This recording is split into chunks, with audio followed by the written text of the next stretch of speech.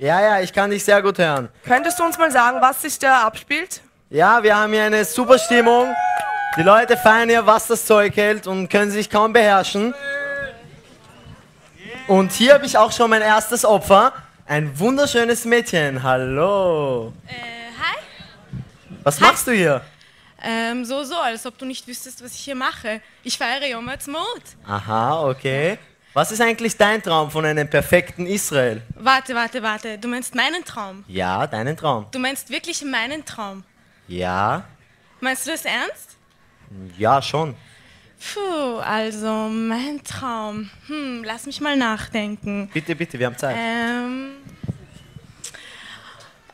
Schönere Häuser wäre nicht schlecht. Aha. Größere Shoppingcenter und mehr Auswahl an Markenkleidern. Aha.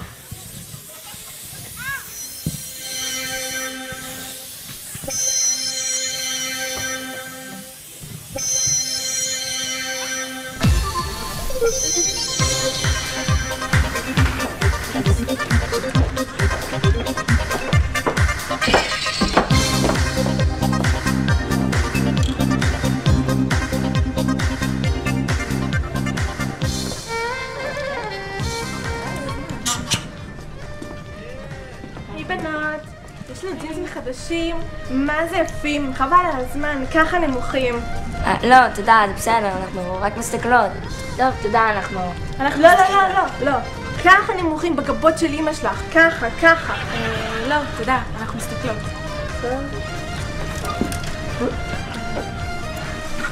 וואי, לאה, את לא תאמיני, לפני שבועיים הייתי בווינה, הלכתי לבקר את אחותי, הלכנו לעיר, ושם יש חנויות, פשוט חבל על הזמן. די.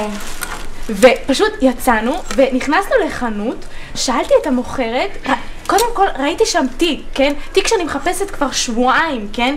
והלכתי למוכרת, שאלתי אותה אם יש לה את התיק הזה בשחור. די.